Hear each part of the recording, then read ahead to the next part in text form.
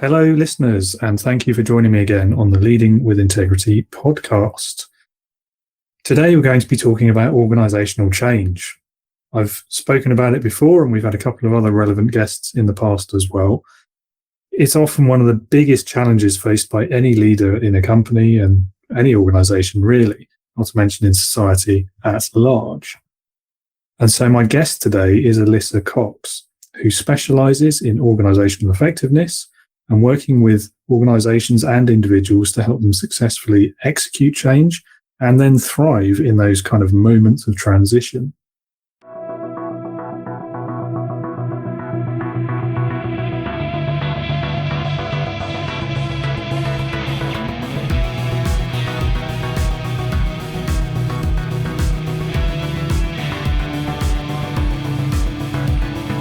Welcome to the Leading with Integrity podcast. Leadership talk for the modern manager. With your host, David Hatch. Alyssa, thank you so much for taking the time out of your day to join me and talk about leadership today. Thank you so much for having me, David. Great to have you here. And so, great place to start. Tell us a little bit about your background, where your career has taken you so far and what you're up to today. So when I think about sort of my career journey, it's been sort of concentric circles and like working my way to where I am today by saying, I didn't quite like that. There's another opportunity. So I mean, my academic background is in English literature and pharmaceuticals. And I started my career in FP&A at Unilever because Unilever was interviewing at my school. And I was like, I want to work for a major company. And so I told them all about how I love finance. And thus was born a career in finance. So spent a number of years in industry with Unilever and Ford, and then spent about 6 years with Deloitte doing FP&A transformation work, and now continuing FP&A transformation work, and also doing quite a bit of sort of speaking, coaching, professional development, and helping folks figure out how to leverage connection, leverage their networks, build their networks, and make the most of them as they look to drive change in their organizations, in their personal lives, in the social realm. So I think I've done button seat FP&A. I've built your forecast. I've told other people how to manage their forecast more effectively and manage their processes more effectively.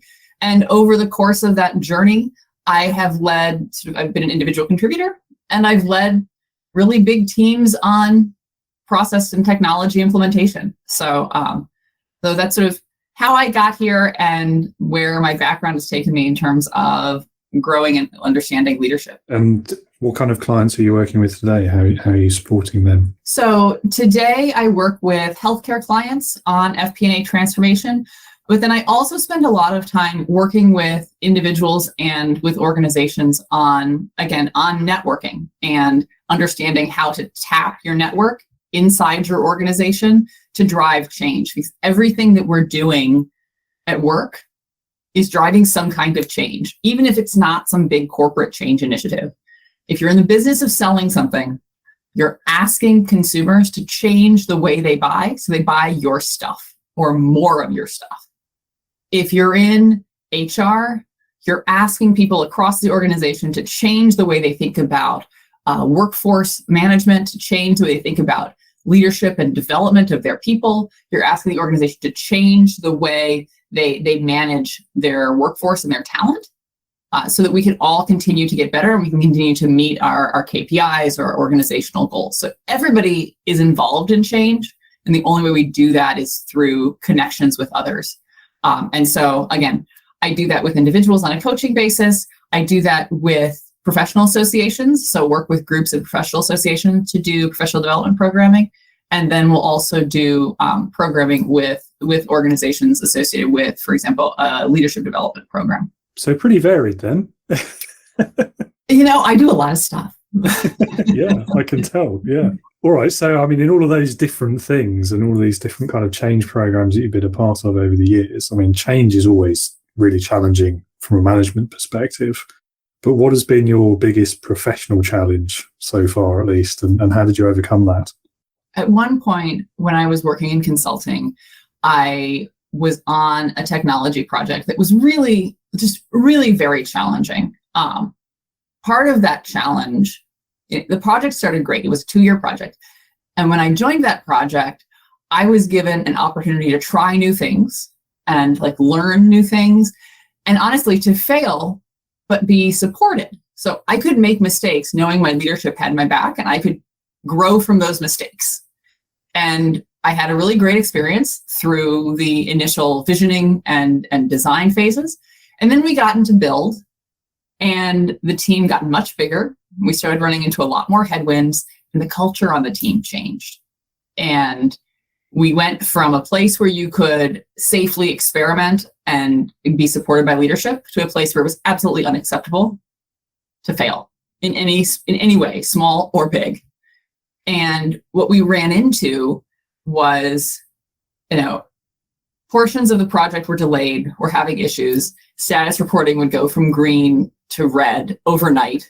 And then people would change their dates, and now they were green again. And the following week, they'd have blown those dates, and now they're red again. And it happened over and over again, particularly on some of our upstream dependencies, right? Like on master data.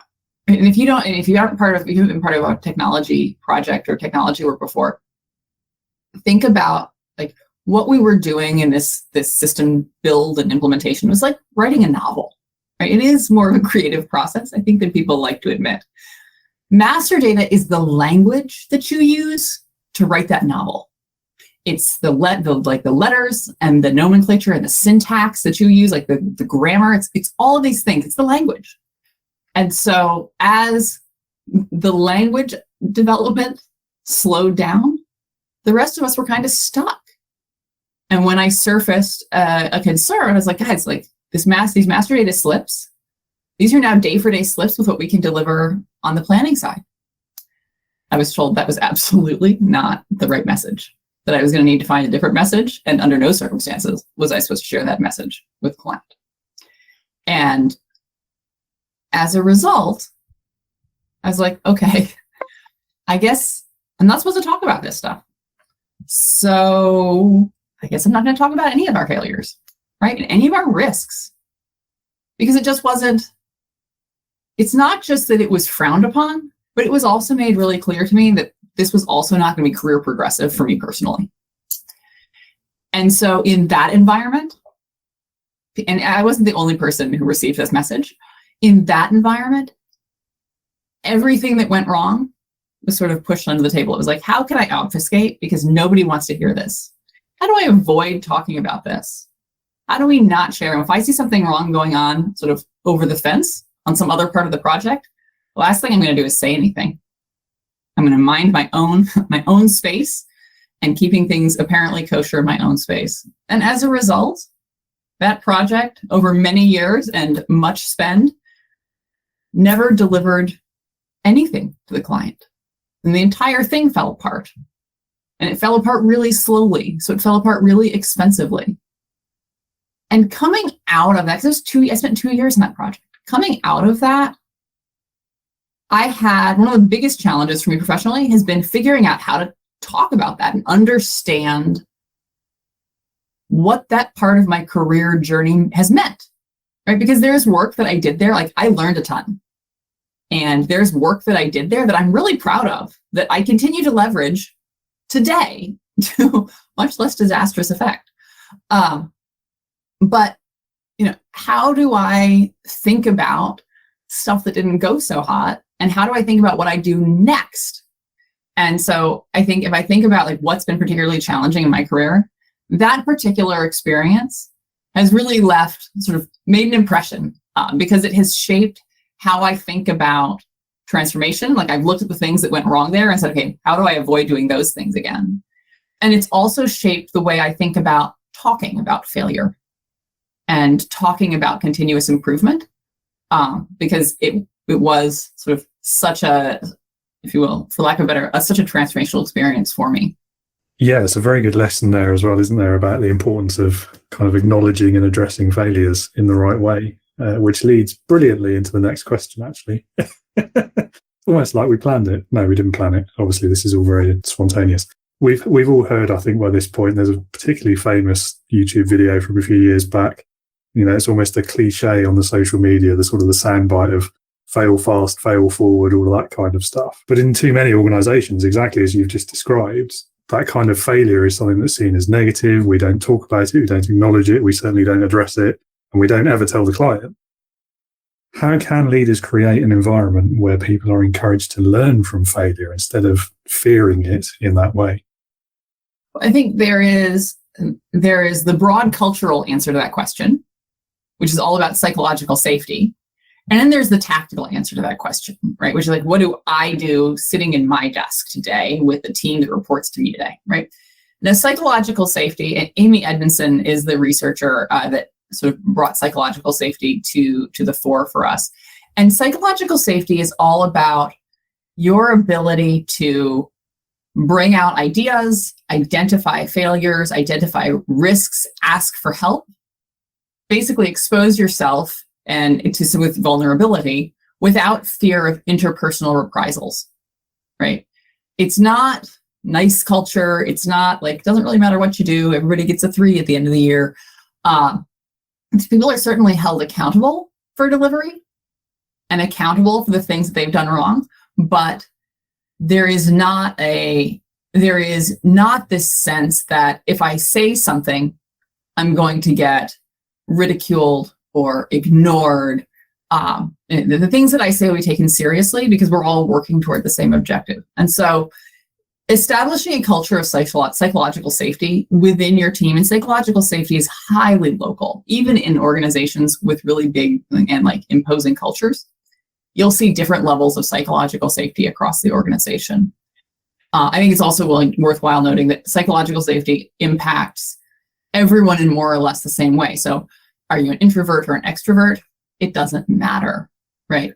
An environment of psychological safety leads to more risk identification, more proactive risk identification, more creative candor, more sort of collaboration, and better outcomes, irrespective of personality types, people on the team.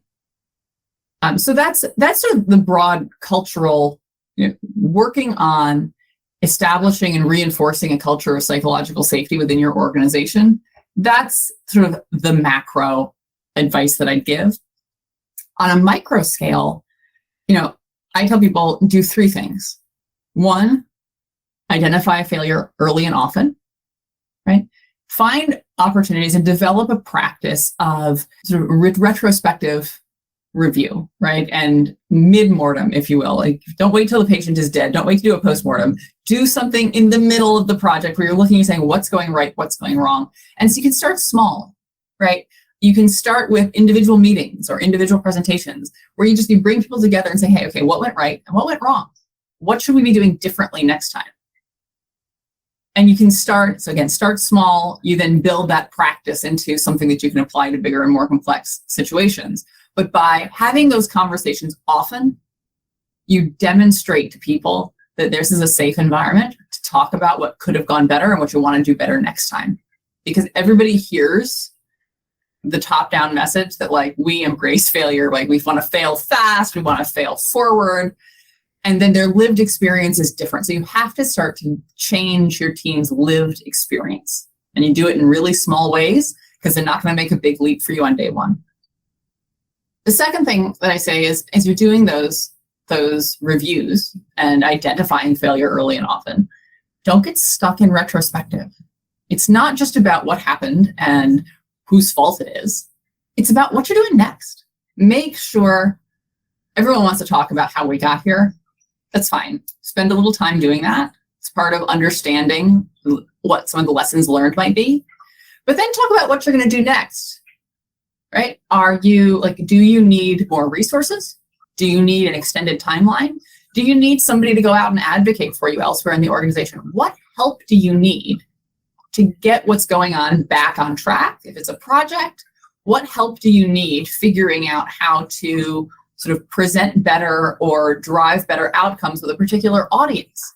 Do you need help with pre-socialization? Do you want to run through and practice some with your boss or with a peer? Do you need help figuring out how to better communicate with slides? whatever the situation is, there's something that you could have done differently, and there's something you're going to do differently next time, or you're going to do next to get yourself back on track. So don't get locked in retrospective. And then the last one is encourage conversations about lessons learned. So if I've got somebody on my team that's starting a piece of work or is having a particularly challenging time with a piece of work, I'll recommend that they go out and talk to somebody else in the organization, somebody else in my network who's done similar work in the past. And one of the things that I want to make sure that my team asks when they're having those conversations is, what do you think wish had gone differently? What would you have done differently if you had it to do again? Ask others in this kind of safe, I'm looking for your advice, you were successful, but in spite of your success, I'm sure there's something that, you wish had gone differently. What is that? Nobody's admitting to quote unquote failure, because that's an emotionally loaded term. But you're again, finding other contexts in which to normalize conversations about things that could have gone better and lessons learned, so that we can all sort of continuously improve, as opposed to all make the same mistakes over and over and over again.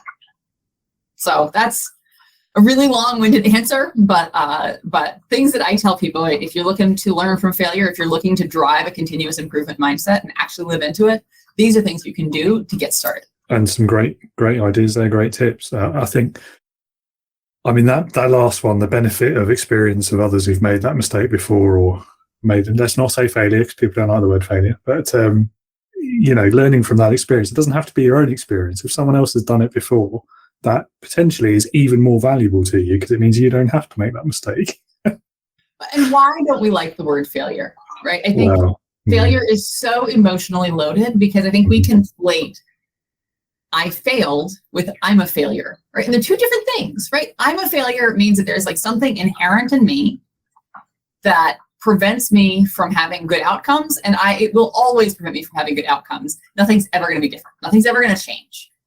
Where I failed is there was a specific circumstance, things didn't go the way I wanted them to go, and there's something to be learned here. There's something I can do differently next time.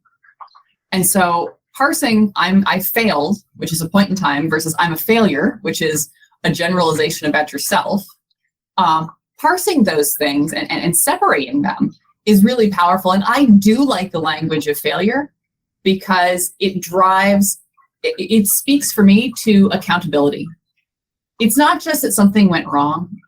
It's there was something I did that contributed to the way that went. And what can I do differently in the future? When I was learning to drive, our driver's ed class said, we're not going to call the abrupt collision of two vehicles an accident. We're going to call it a collision. Because at the end of the day, an accident is like a whoopsie, and really nothing you could have done about it. A collision, you could have done something. We're going to talk about what you could have done, but we're not going to use the language of accident. And so I like to use the language of failure. The language of failure for me is like the language of collision, right? There's something, we were all there. We all played a role. I'm not here to punish you. I'm here to talk to you about what role you can play differently in the future, so that we don't have this problem again. Yeah, I agree with you. I think you're right about particularly the emotional kind of strength that people put on that word failure. But actually, a person's only a failure if they haven't learned from their failures. So, or if they didn't do the next thing. I think if we think back on, because when I've done talks on learning from failure, I'm like, I should sprinkle in some times when I failed. That would be helpful. And I'm like, what would I suggest? And my first thought is like, I have a hard time thinking of examples, because we live on this continuum, right? Because there's always a thing you did next. So when I learned to drive a stick shift car, did I fail epically? Yes, I did. But then I learned how to drive the car, and I don't have that problem going forward. And so I don't feel like I'm a failure. It doesn't feel sort of like a catastrophic failure. This project, I ultimately left the project after a couple of years. And so it did end for me, and it ended in not a great place. And I didn't do anything about it afterwards. I couldn't fix it. And so that feels much more crisply like a failure. But, failure is something that we experience every day. Yesterday, I had conflict with one of my daughters driving her to school, and I lost my cookies, right? And was that a parental failure? 100%. I could have done that much better. But I don't like to think about it that way, because by the end of the drive, we'd resolved it, and she got out of the car and she had a day at school and she came home in the evening. It wasn't a deal. But yeah, there are little failures that we have all the time, every day. Acknowledging them as failure helps us see the things that we could have done better. And ultimately, all of those failures lead to a greater chance for success, I think. If you, by some fluke or whatever, just succeed overwhelmingly at your first attempt, you don't really learn as much. And so your next attempt, are you going to rely on that luck? Yeah, probably, because you've not learned any lessons from the first time. Unless you've been really deliberate about asking the people who are guiding you, why are we doing it this way? Yeah. What failure did you experience that's shaped your guidance in this space? Because I've also been on many, many successful projects. I don't want to suggest that the projects that I did in consulting were all abysmal. They were not. But some of our most successful projects, I was guided by great leaders who then were able, and even at the beginning of this technology project, who were able to say, hey, I think we should do things this way, and this is why. I hear what you're asking and what you're suggesting, and I think we're going to go in a different direction because I've made this mistake in the past and I've seen it be problematic. So even if you're on a massive success tear, make sure that you're asking and interrogating the advice that you're getting and the guidance that you're getting, and asking the why, because that will surface mistakes that other people have made that you want to avoid making in the future. Otherwise, maybe the next time you go on and do some similar work, you cut some corners because it didn't feel all that important. You never really understood why you were doing things the way you were doing them. And so the pillars of your initial success become your downfall the next time. Good advice, yeah. It's another area, I think, where we're maybe going against human nature there, because most people, I think, if they succeed, they don't question it. They move on to the next thing. So you're right. It is very important to understand, why you succeeded as much as why you fail. 100%. One of the things that you speak about is cross-functional teams and building partnerships within businesses. First of all, what do you mean by cross-functional for the benefit of the listeners? So anytime we're thinking about our teams at work, there's like the nucleus of people that you work with in the organization, your direct peers within your hierarchy, your direct boss, but then you also have a customer. And there are also functions outside of your own. So if you're in finance, supply chain, or sales, or marketing, there are also others in the organization, other parts of the organization that are driving toward the same goals, often on the same projects, or it should be on the same projects. Maybe they aren't, and that's a problem in and of itself. So when I think about cross-functional teams, it is groups of people with very different responsibilities within the organization coming together to drive the same KPI, to drive the same sort of action for the organization, and make projects work, make remediation actions work, make new initiatives work, by tapping into the experience of a diverse set of people. And the diversity here is expertise across the company in terms of sort of what they do sort of functionally. If the question is like, what do we do to bring cross-functional teams together? That is the next question, yes. I come back to networks. And a lot of people think about networks as the way you get your next job. And if that's the only way you're using your network, like networks are very powerful in that space, 100%, but you're not getting the full benefit of your network, right? Your network can also, and perhaps more powerfully, help you drive impact where you already are, right? Don't omit from your network the tens or hundreds or thousands of people in your existing organization just because they already work where you work, right? So making cross-functional teams work, right? Why are they important? Because you don't know everything. And you can't drive all of the change that you need to drive and all of the decisions, and you can't unlock all of the resources that you need to do big and important things in an organization by yourself. Unless you're maybe the CEO, in which case, let's have a different conversation about your network. But for that one person, let's have a different conversation. For the rest of us, your network is what helps you aggregate information, open up resources, do the heavy lifting on those projects. And so taking an opportunity to reach out and meet the people that work around you, even if they don't work in your space. And there are any number of ways that you can do that, sort of from a social coaching perspective. Take your lunch someplace else. Take your, take your computer and go sit in an empty desk in some other department and just listen to what they have to say and meet people there. But building your acquaintance network broadly within your organization. And then as you are working on a specific piece of work, right, you set a particular goal for that work. Think about where your gaps are. Where are your gaps in knowledge?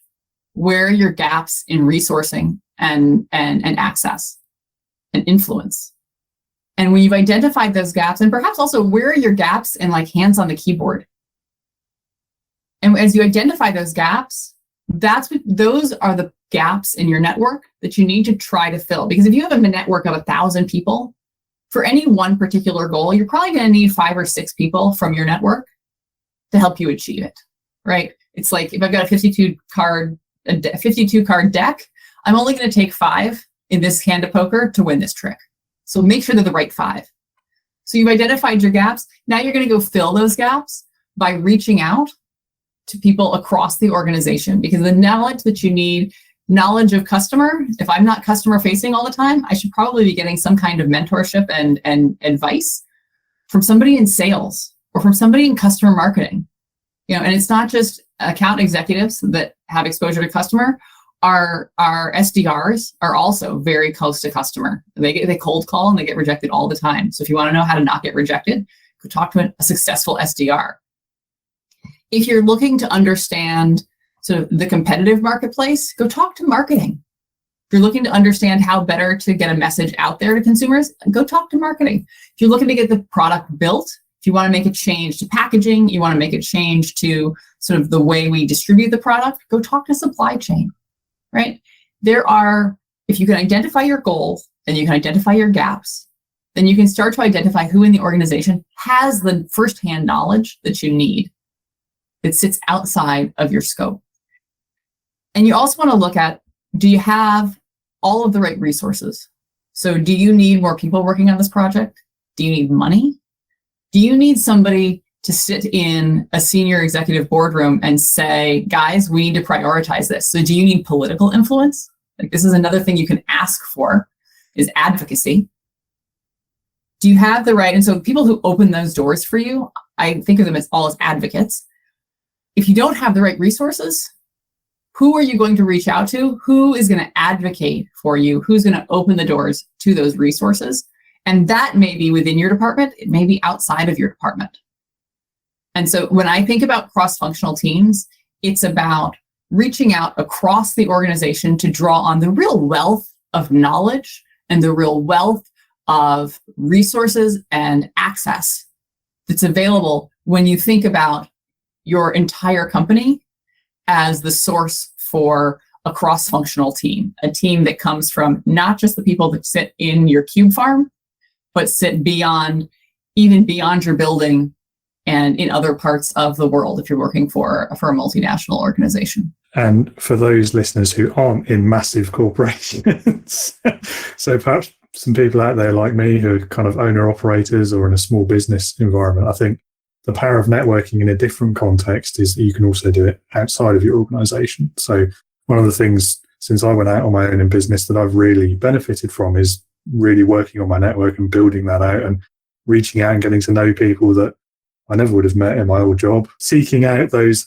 other skill sets that I don't have, because if I don't have access to that knowledge, if I don't have those brains to pick, then I'm going to fall at the first hurdle with a lot of things that I try to do in the business. And I think that's, in a different context, as I say, it's how powerful it can be. And I think a lot of people get hung up on a couple of things. One is we're all afraid of rejection.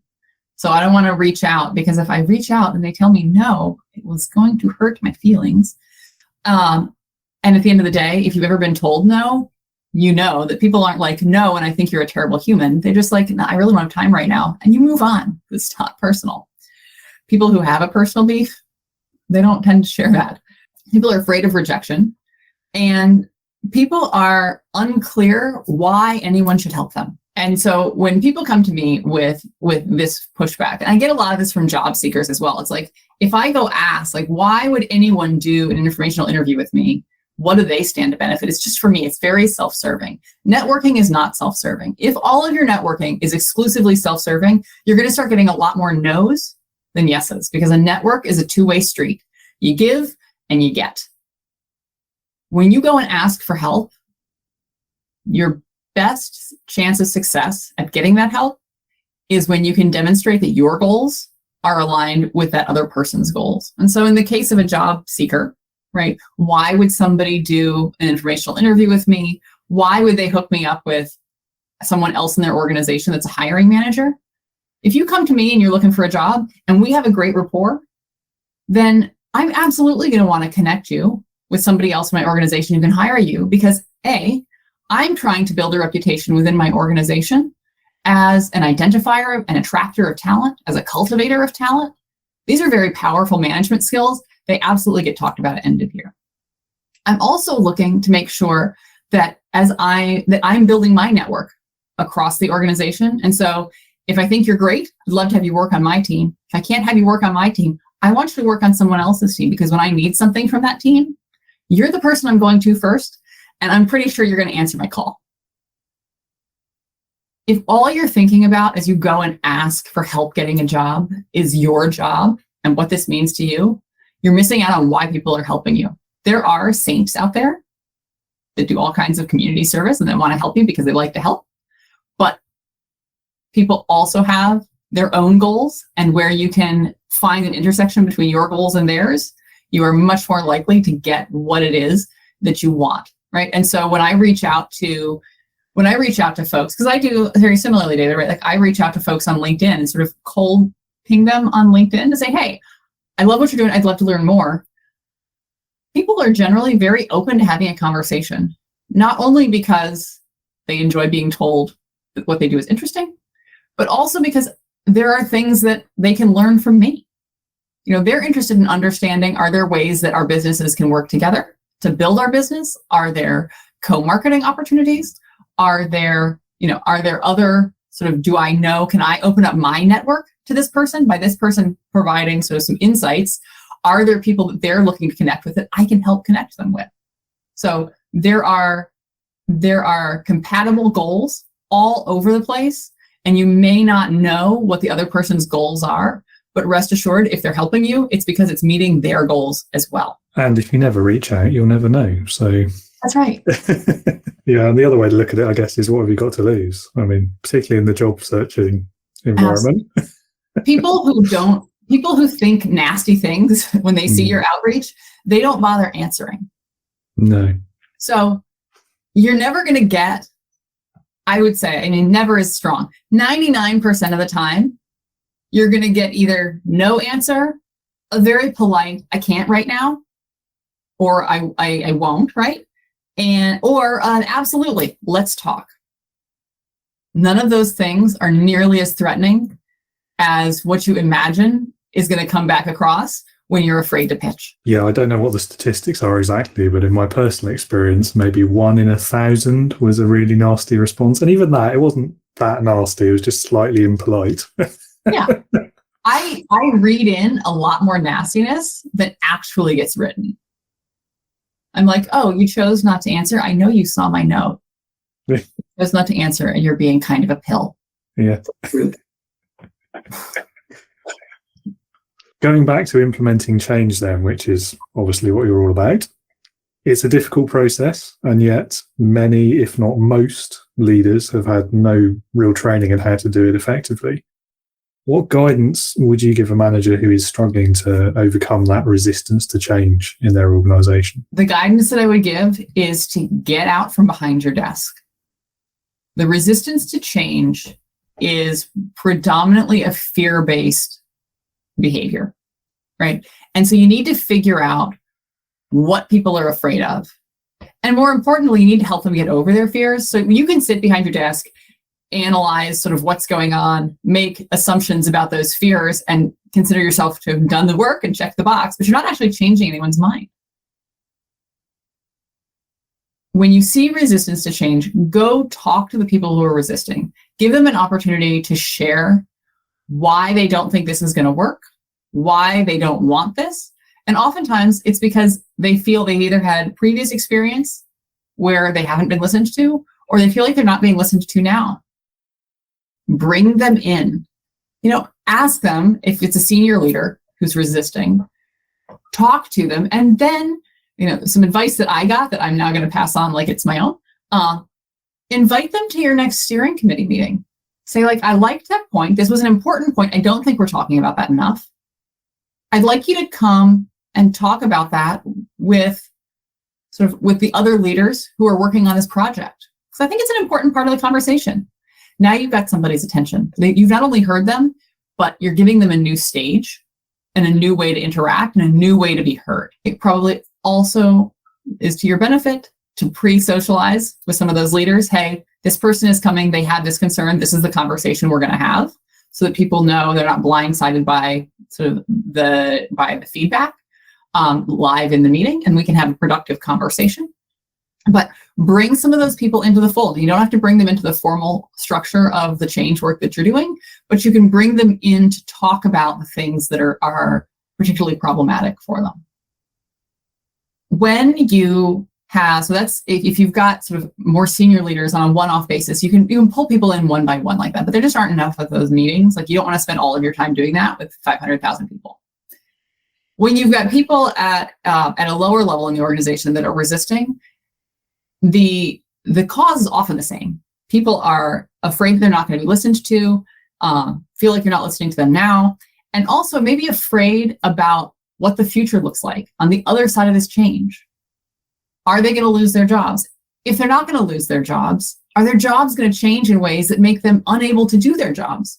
People have built careers working the way they work today. If you change the rules, how do they maintain their equity within the organization when they're trying to figure out the new way of working? And maybe the way they've always worked isn't going to work in the new way. This is very scary.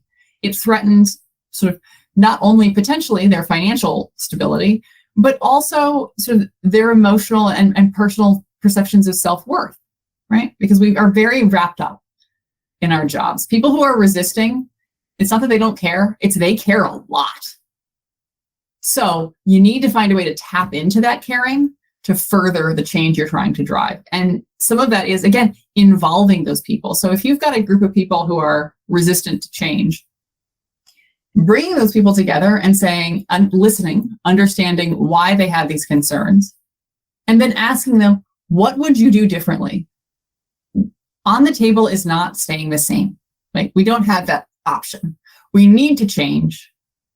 How would you drive this outcome, this changed outcome, if this was yours to run? And people will give you amazing ideas.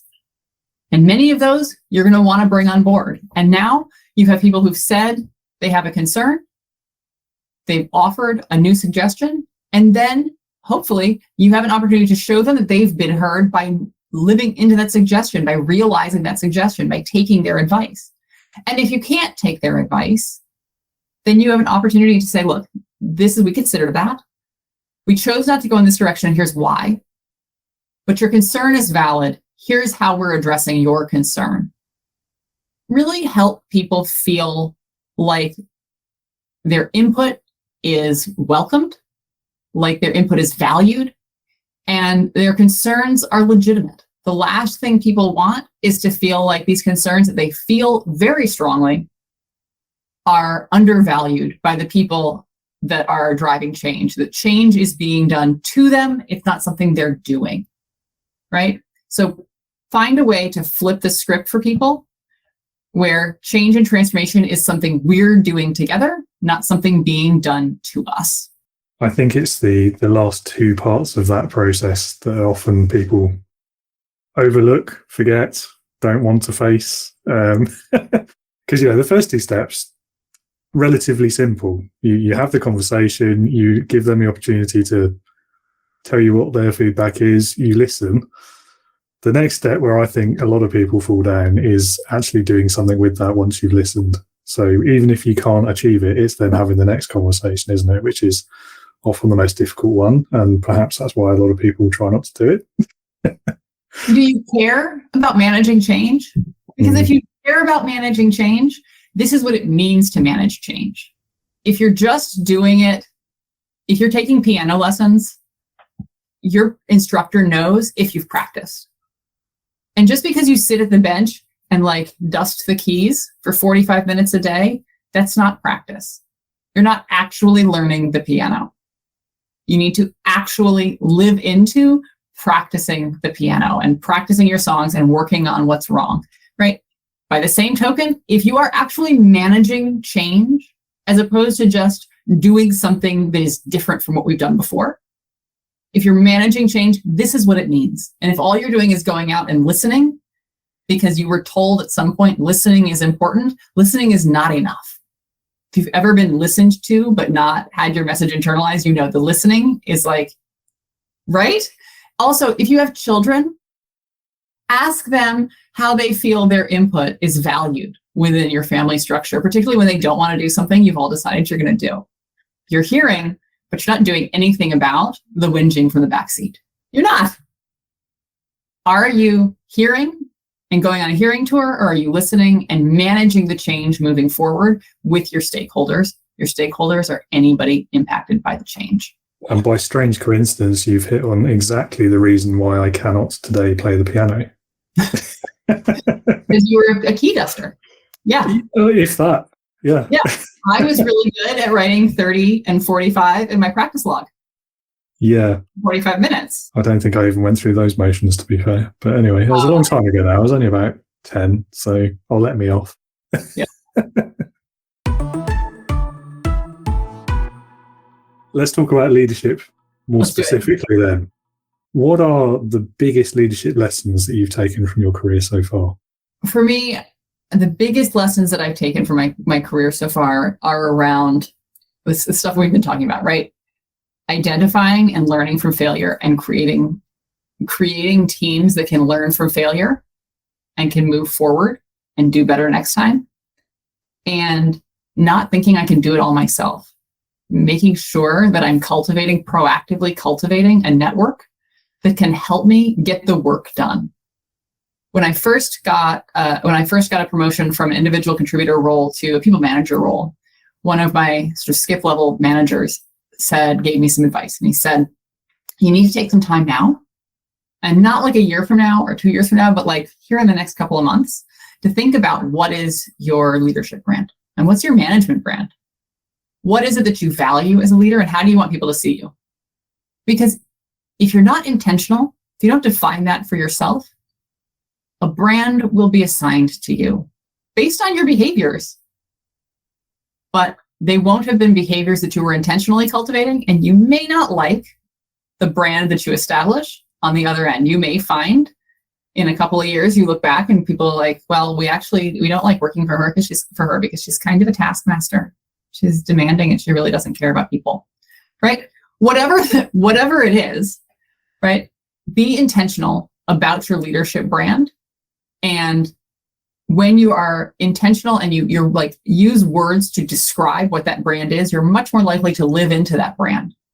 And when people give you feedback like, hey, we feel like you're kind of a taskmaster, you can then come back to, this was the brand I was trying to build. Here are the behaviors I need to change. You won't get an opportunity to course correct along the way if you don't know where you're trying to go. So for me, be intentional. I urge my team to be intentional about all kinds of things. But be intentional about your leadership and management brand. And for me, that is creating a culture of fueling with failure, right? Use failure to help you go faster next time, and leverage the power of the people around you, and don't think that you're doing it all yourself, and don't think you're going to take credit for everything that happens on your own, right? And by yourself, because you used and leveraged the contributions of a wide group of people, whether it was the people that had their hands on the keyboard or the people who, gave some resources, right? You are an aggregator of effort. So make sure that you are building relationships with those people, that you are leveraging those relationships to achieve your own goals, and that you're looking for ways in the context of those relationships to help others achieve their goals. These are the pillars for me of what I consider to be my leadership brand. And again, my advice is define those pillars for your own leadership brand and do it really intentionally. Yeah, setting those values, if you like, of how you want to lead, what kind of manager you're going to be, and having that always in mind in every interaction you have with your colleagues, I think is really important.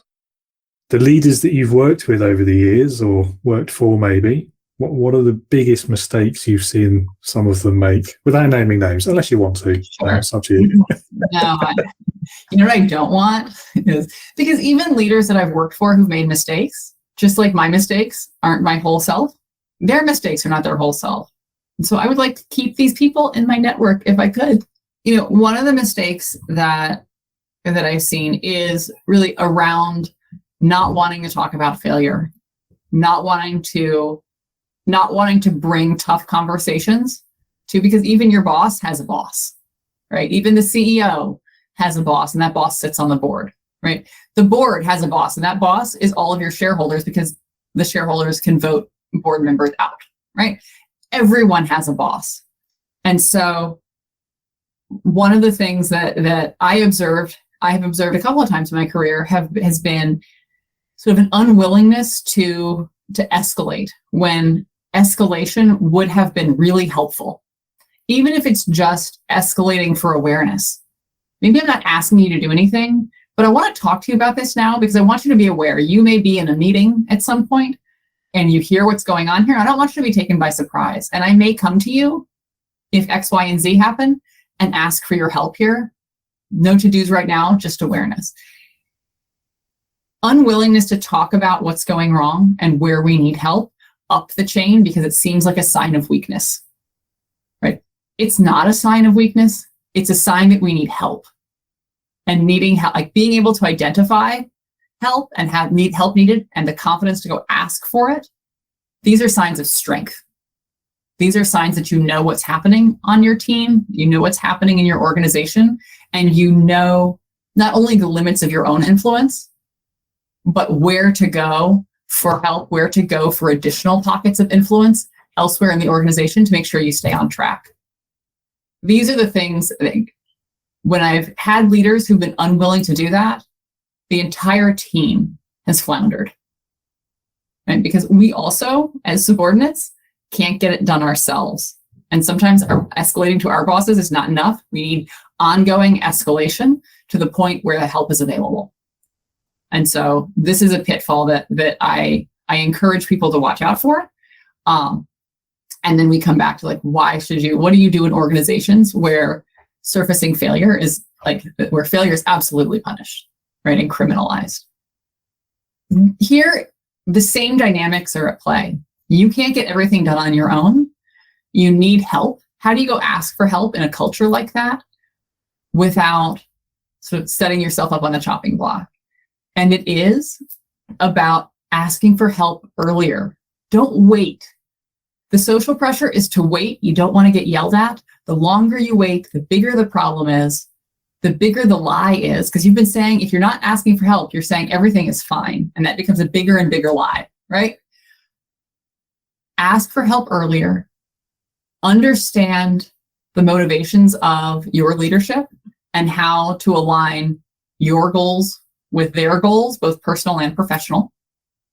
And start to ask for these things, start to talk about things that aren't going as well as they could have. And a lot of times, leaders who don't want to hear the stuff that's going wrong, you can get past that if you can bring up the issue that's going wrong, bring up the problem that's happening, bring up the impending failure or the small failures, and also talk about what it is that you're doing about it. And finally, bring up the help you need. If it's really clear what you need from me, it's really easy for me to do that. If it's not clear, now I've got to think. And if I'm already annoyed, maybe I just kind of want to shoo you out of my office and make it all go away, right? So communicate up and down the chain, understand what help you need, understand what you're doing about it, and be willing to talk about failure early and often. There's an irony there, isn't there, that the leaders who refuse to kind of entertain that failure discussion, actually, they're making that failure more likely. That's right. Leaders who aren't willing to entertain that discussion are working in the background. They're just not working on fixing the failure. They're working on shielding themselves from the fallout. And they may be working on shielding you from the fallout, but that's not a guarantee. So go ask for something specific. Ask for the help that you need. Don't go into a conversation where you talk about failure without also understanding what your ask is and be ready to make that ask. And not to be too flippant, but to answer the question, or my answer to the question you asked partway through there about what do you do if you're in that culture where failure is punished? It's a one-word answer from me, and that's leave. That's not always an option. No, it's true. When was the last time you interviewed for a company for a new role, and you were like, how does this organization deal with failure? And the recruiter or the hiring manager was like, you know what we do is we take you out back and we beat you to death. Even though that's what they actually do, right? Yeah, nobody talks about it. Everyone talks about an interest in clear and courageous conversation. There are very few organizations have explicit punishments for the little failures, right? Or even some of the big failures, right? It's because if there are oftentimes it's implicit punishment, right? It's, I'm now going to shut you out. I'm going to be nasty to you in meetings. I'm going to undermine your authority, and I'm going to cut you out of important work and sort of stall out your career. And then, you need to leave. But nobody cops to that in an interview where they're talking about how great their organization is and how great they are as managers, right? And so you're going to find yourself in environments. I think perhaps the big message is, if you're in an environment that deals with failure productively, stay put. Grow and live into all of that opportunity. If you're not, you need to identify and develop strategies for dealing with that, because even if you leave, your next organization may be no better or may deal with failure in some other unproductive, new, novel, unproductive way. So building the skills to learn from failure yourself and enlist management help in course correction. These are skills that will serve you well everywhere. Yes, you're absolutely right, of course. And I was being slightly tongue-in-cheek there. But, I think another problem as well is if you do leave and you go into the interview for the next job, the question is, so why did you leave your last role? Here's also where you can do some interviewing of the company that you're interviewing for. True. If your story is a candid one about, well, I was on a project and it didn't go well. If that's all your entire story, it's not a great answer. The answer needs to be, here's what I learned about, and here's what I'm going to do better next time. What I encountered in the culture was X, Y, and Z. And I found that it made it really hard for me to continue to learn and work productively. I felt like it was a low psychological safety environment. And it wasn't an environment where I could continue to do my best work. It gets them every time. Companies that similarly don't want to hear about failure will start to push you out of the process. And you want to be pushed out of the process. You don't want that job. It's not the right job for you. So finding a way to constructively talk about failure, right? Here I am many years later, still talking about this same technology project because I'm still learning from it and I'm still figuring out how to talk about it. It's okay. And it's okay to do that in public. Figure out what your lessons learned were and how to talk about these things in a productive way, because now that project isn't something that I'm like, well, I spent a lot of years being successful and then 2 years not being successful. We don't talk about that. Yes, I'm kind of the same actually with my last job before I went out on my own. It was quite a difficult exit process. And at the time, I was quite angry. I was quite upset about it, and I was feeling the loss. Even within sort of 6 months, I was able to look back and go, actually, do you know what? Here's all the things I've learned from my time at that company. It was stressful, but I've come out of it better than I was. So you're right. And that anger treadmill is real, because I also I also sometimes go for a jog on the anger treadmill about things that happened like not today or yesterday, but a little while ago. And it's just not productive, right? I relive a lot of emotions that actually aren't progressive to what I'm trying to do today. And so finding a way to get off the treadmill and change the way you talk about those things that really were infuriating. I mean, drove a huge emotional reaction. And I think most of us that exit an organization because we're unhappy, exit an organization with, and whether it's we started looking because we were unhappy or we were unhappy about the way the exit happened, there's a lot of emotion tied up there. Figuring out how to unpack that emotion and then store it on your shelves internally in a way that helps you build for something bigger. This is an important thing to do. And it's, again, I keep coming back to networks, something you can use your network to help you with. Find mentors with whom you can vent and talk and get it on the table, and who can help you put the pieces together in novel ways to rewrite that story in a way that allows you to move forward from it. Absolutely. Yeah. Let's talk about the more positive side of leadership now. So, what are the top successes that you've seen leaders achieve in your career so far? I think success comes in a lot of different flavors. There is sort of corporate success. So I worked for a woman at one point who I learned a ton from, loved working from her, picked up a lot of tips and tricks that I use today. And she's now the North American CFO at Unilever. So she's had amazing career success, right? Could not be happier for her. And she's very smart, but very much a function of the leadership behaviors that she had, right? Being able to motivate a team, being able to cultivate her network across the organization to get work done, right? These things, and then being able to coach people through failure, right? These things were 100% part of her toolkit, and she has deployed them to great success. There's another kind of leadership success that is sort of more of a servant leader success, right? Where have we found leaders who are successful because they help breed success within their organizations and breed success for their people? And, I worked with a particular partner when I was in consulting who, I started out at the organization, and on like day one, waiting for a project, I get a call from this guy, and he's like, "Hey, just calling to say hi and see sort of how you're doing and how you're coming on board, and like to ask you what you want to be when you grow up, right? What do you want to be at the firm? What's the work that you want to do?" And I sort of expressed, and I'd just come out of interviewing. Of course, I had canned answers for this stuff, but he's like, "Great, I hear ya. Here's who you need to talk to." And for the rest of my tenure, the person that he hooked me up with, and he gave me 3 or 4 names, one of those ended up being a partner who brought me onto multiple projects and gave me multiple opportunities to grow and to travel and to do new things that I'd never done before. Partners who, when I was in a pinch later on, I could call on for help, right? So this partner connected me with the right people to help me move forward. And then throughout my time with Deloitte, he always knew who I was. And it's not because we worked in the same office and saw each other every day. He was in, I think, Dallas, right? Like we saw each other in person maybe a handful of times. But he always knew who was in the org.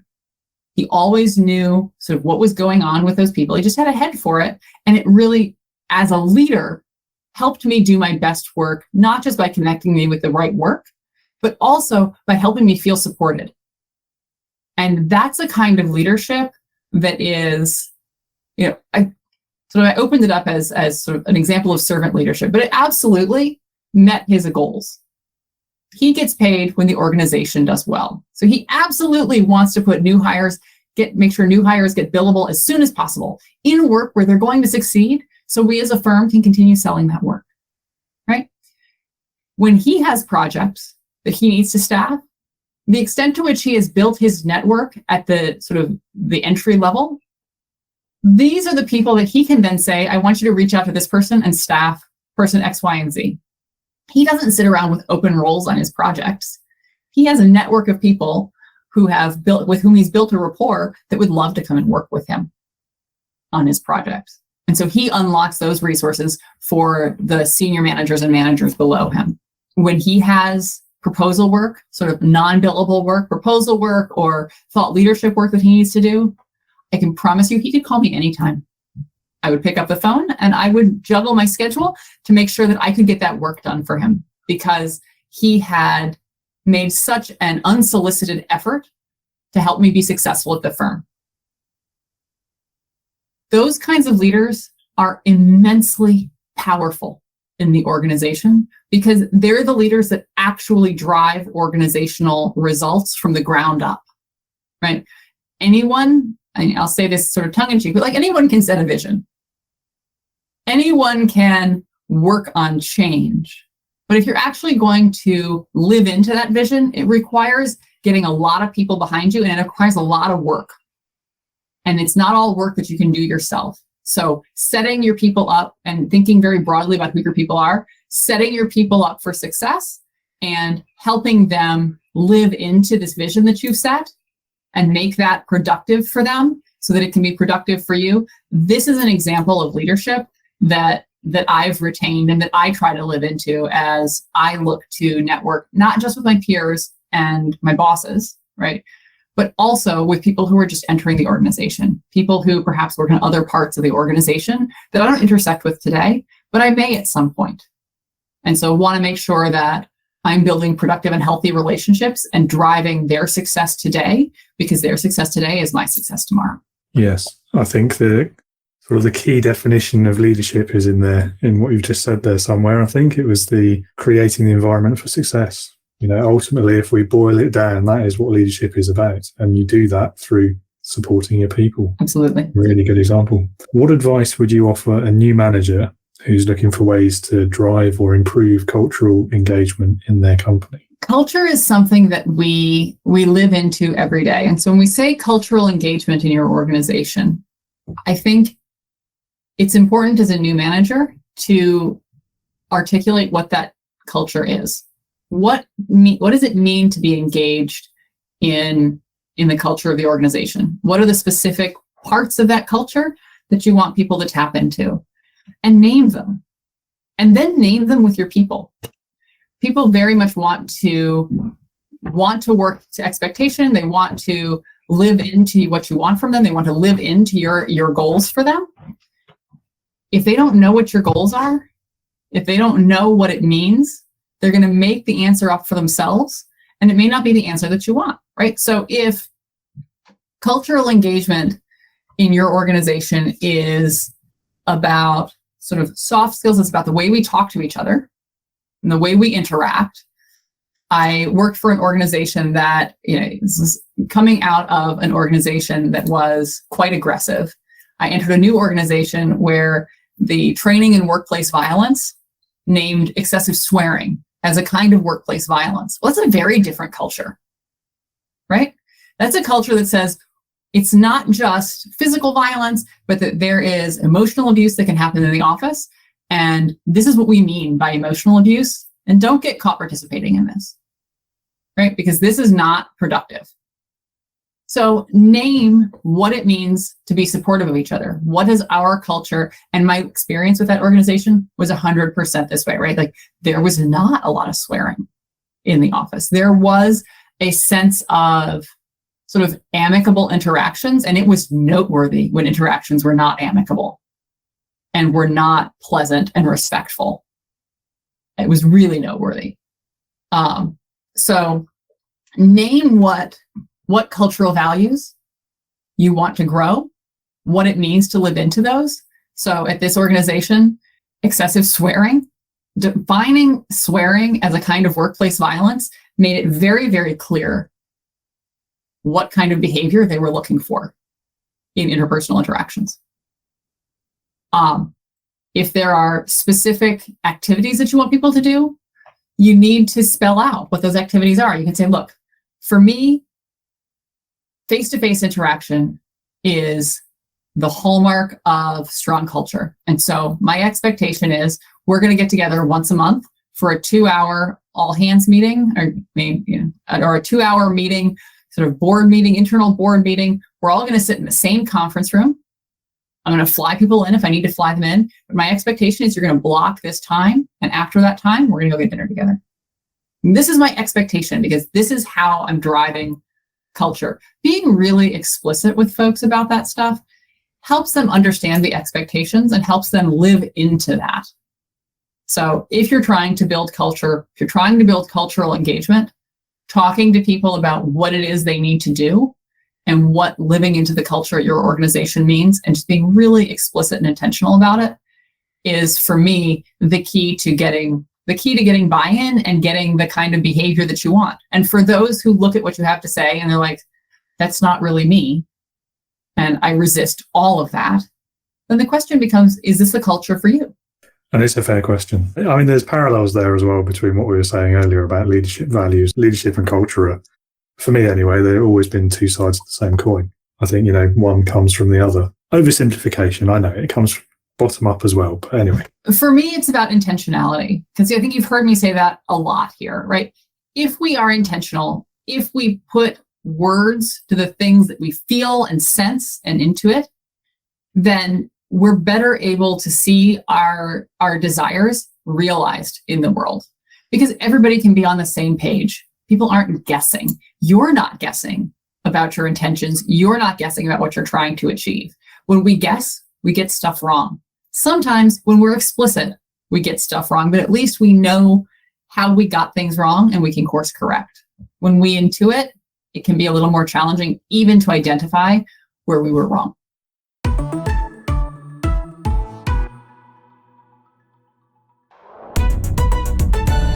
Leadership Heroes. Last question. Can't believe we've got there already. So this is one of my favorite questions. Everyone gets this one. So I call it Leadership Heroes. Now, accepting that no human is perfect, if you had to pick a person who, anyone you like, alive or dead, past or present, real, fictitious, if you want to go really mad, who in your opinion would perfectly embody leadership, who would that be and why? I'm going to pick, and this is going to feel really corny, I'm going to pick on my husband a little bit. He and I are very different, right? I like getting out there. I like talking to people. He is much happier in a sort of in a more controlled environment, much more introverted. He's very successful at what he does. He and I work in sort of different domains. Very happy to be with him. But when I look at the way we have conversations that are uncomfortable, or conversations where we need to grow and build and do things differently, the way he's able to manage those conversations is just really artful. And it starts with asking questions. It starts with listening, and then evolves to having a perspective. Because very rarely does he come to a conversation without having a perspective. He's always interested and willing to adjust his perspective as necessary, but he's bringing a perspective. But it starts with listening. It starts with asking questions. And when we have conversations, I do feel like I'm heard. And so as I think about leadership skills that I would like to emulate, sort of leadership heroes, here's somebody who works in a completely different space. And we talk about work a lot. And we'll have these conversations about work. He's in a completely different leadership space. He's a different personality type than I have. And yet we're able to come together and have conversations about work, about my work that he's not involved in, about his work that I'm not involved in. And we both feel, he creates an environment where I feel, and then it encourages me to create an environment where he feels heard, and where we can bring a perspective, adjust a perspective, learn and grow through those conversations. And sometimes he convinces me to do things that were not my first inclination.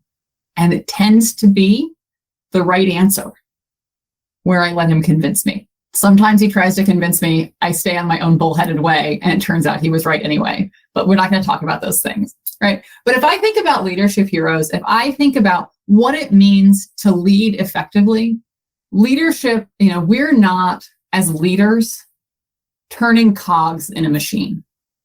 We are working with people who are engaged, hopefully engaged, but who have the potential to be engaged, who are thinking critically about what's going on in the world, in the workplace, in their home life, They're balancing a lot of things. And if we don't respect people as this full spectrum of concern and intellectual engagement, then we're not leading effectively. We're not in a command and control environment. And my leadership heroes are not command and control leaders. They're collaborative leaders. They're leaders who are able to get the most out of people because they create leaders in others and really amplify their impact. And so that's what I would say, corny as it may sound, right? That is my leadership hero. I learn from those interactions all the time. What a great story and great example as well. You're the first to pick a spouse. I don't know if that's going to be good news for you or not, but let's hope it's good news. I mean, yeah. Right? I've had a couple of people pick parents, but yeah, that's good. The logic makes perfect sense of the way you've explained it. And you're right, it's about the people, it's about the conversations, it's about having those difficult conversations, but without it becoming tense or confrontational. And there's so many lessons there that also apply to the workplace, professional leadership as well. So, and how do you lead your peers? Yeah. Right?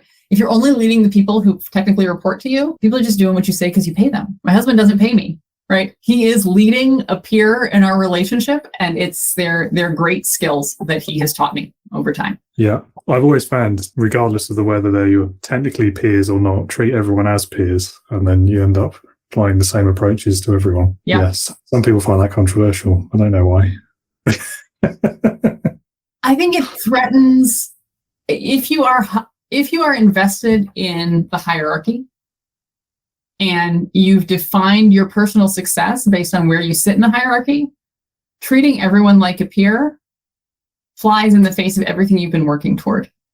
I think it can also be challenging as you think about leadership. How do you, if you're approaching people as peers, how do you make this shift if you are the boss? How do you make this shift from we're collaborating, we're talking, to actually we aren't coming to a consensus agreement. Here's the answer, and this is how we're moving forward.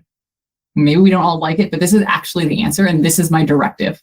How do you balance collaboration and consensus with directive? And there are plenty of artful ways to do it, but it can be an uncomfortable transition, and one that I think the easiest way, if you're afraid that you're going to lose your directive sort of authority, the easiest way to secure it is to avoid treating anybody like they have anything to say. Yes, sadly, that's probably true. Yeah. My counterpoint would be that the really effective leaders are the ones who build that consensus, whether it's there to start with or not. But again, that may be too flippant. There we go. Great. Well, I'm conscious we're running out of time. So just really the last thing for me is to say thank you again for taking the time and answering my questions. The last thing really then after that is if you want to point the listeners to your website, or if, I don't know, maybe you've got a book out or your podcast, anything you'd like them to go and check out if they want to learn more. Sure. So I'm active on LinkedIn. You can always, I love when people connect with me on LinkedIn. Happy to connect. I do have a website. So my speaking and consulting business is Blue Swift Consulting, and we are www.blueswiftconsulting.com. And we do run a podcast. It's called The Change Artist. You can get it on Apple Podcasts, Spotify. But we talk about sort of how we manage change and different topics related to change. So, I'd say if you're interested in having more conversations like this, I love these conversations. I could talk your ear off all day, but would love to hear what your listeners have to say. And so absolutely reach out. Would love to talk more. Brilliant. And I'll put the links and stuff in the episode description as well, so everyone can find it there too. Excellent. And a really interesting insight into the world of big corporation and big consultancy as well there. So thank you again so much to Alyssa for taking the time out of her day to join us there and give it the benefit of her experience. If you would like to learn more about what Alyssa does and about Blue Swift Consulting, then the website will be in the episode description, so you can click on that and go and learn more and get in touch. And if you'd like to learn more about my own leadership programs about leading with integrity, then hopefully you've heard by now, but I'll repeat it just in case. I am launching a brand new online live training course for new leaders, first-time founders, people who need support with their leadership, perhaps facing issues like quiet quitting, staff disengagement, perhaps you've got retention problems from the Great Resignation, or perhaps you're just stressed about getting the most out of people in these increasingly difficult economic times when it has become so much more important. So if any of that sounds familiar, the Leadership Starter Kit Live is the new course. It is available from January. You can pre-purchase now, you can enroll now, and we'll start in probably the middle of January, second or third week. We'll see how we go. And in celebration of my own company's third anniversary, which has just passed towards the end of last month, I will be offering a 50% discount on the first 10 people or learners who enroll on this course. So if you want to learn more, the website for that is www.leading-with-integrity.co.uk/free webinar. And that will take you to a page where you can register, funnily enough, for a free webinar. That's about 40 minutes. It will give you a bit of an intro to my approach to leadership, the Leading with Integrity system or method. At the end of it, I will talk a bit more about the Leadership Starter Kit Live and give you the opportunity to sign up for it, register and have a call with me, and we can go from there. So again, the Leadership Starter Kit Live. It's leadership training, it's improved, it's online, it's interactive, and it is live. And act quickly if you want to get that discount. As I say, only the first 10 people will qualify. So I hope I'll be speaking with you soon, and I will see you either at the webinar or on the course. Hopefully both.